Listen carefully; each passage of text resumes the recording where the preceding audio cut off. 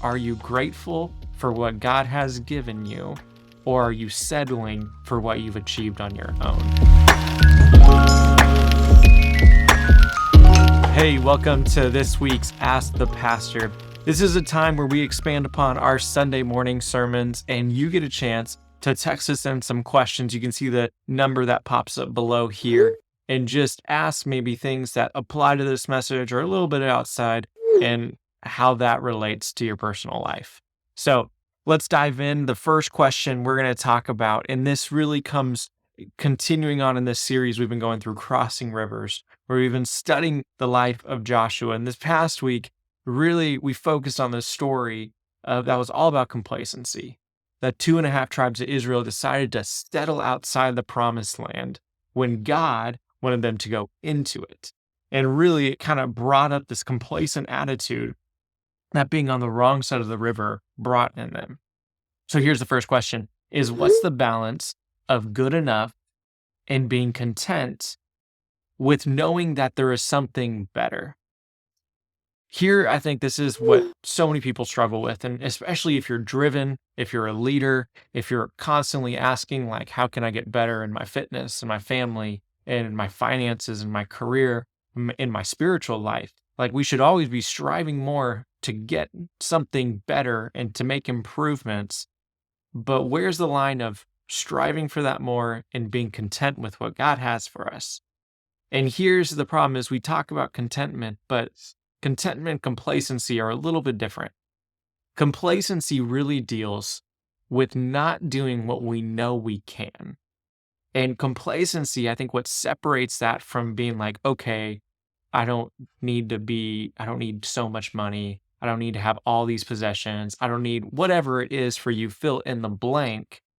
Being content can be good, knowing that, hey, God's given me this stuff, or I've achieved this in my life. I'm okay with it. I love it.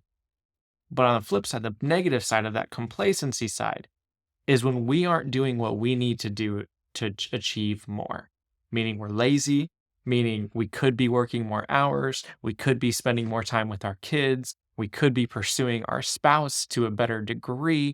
Whatever that looks like for you is we know we can do more, but we're settling, we're lazy, we're literally just coasting because we don't want to keep pushing.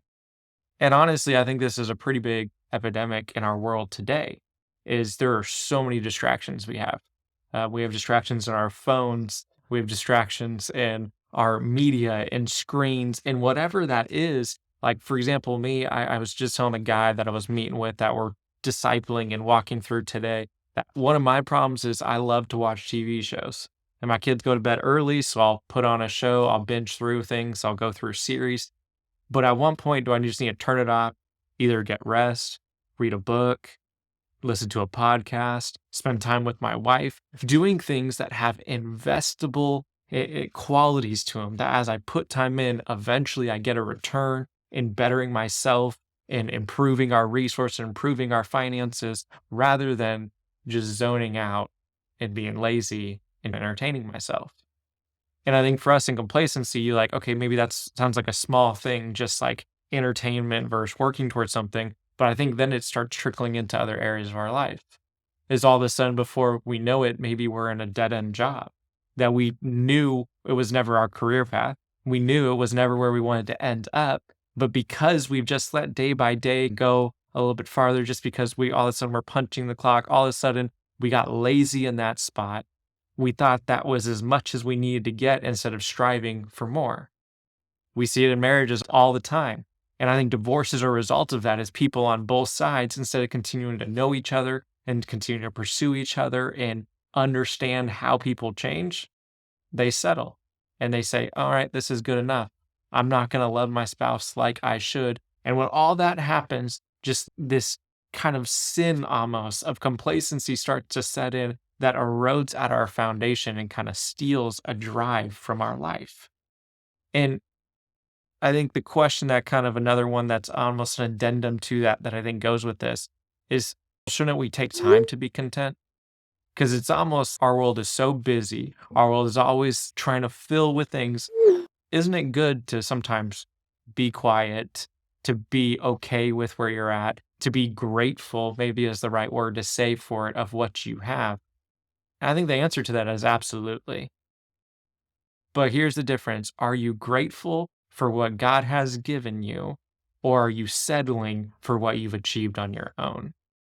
And that, I think, can help us distinguish whether or not we need to keep pursuing and keep driving and keep striving for something, or whether God has shown us that, hey, this is an area in our life that we just need to reflect on, be thankful for, be grateful for, and know that God has allowed that to come into our life and we don't need to fill it with something else. Now, I think this transitions nicely into when we look at God's will and perfect will for our life, how this kind of coincides with this. And we saw this big in this story is that God allowed these 2.5 tribes to settle outside the promised land. It wasn't his will for them, but he still allowed them to do it, and they were still his people. So, how can God allow us to do things even if it's not what he wants for us? This is this idea of some things he permits, God's permissive will, but it's not his perfect will, what he absolutely desires for us. You look inside I think, our personal lives, and you can see this all the time and in our culture and those around us, is we make decisions to maybe pursue sin, maybe to go in different directions, and it's not how God would have drawn it up, but he can still work and have grace through it.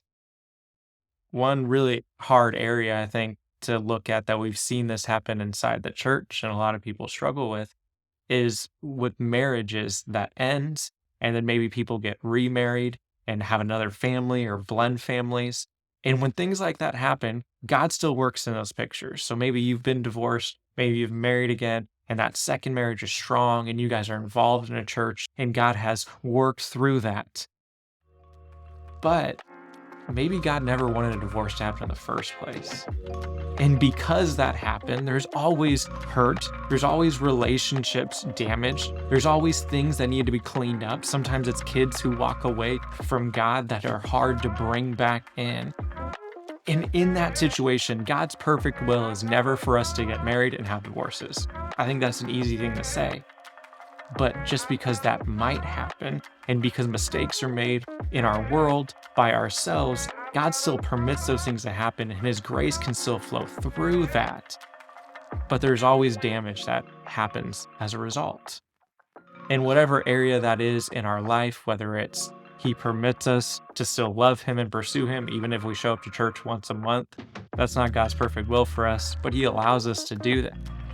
But for us, we have to weigh of how much do I keep pursuing him and how much do I keep trying to understand the great plan God has for me instead of settling for what God just allows.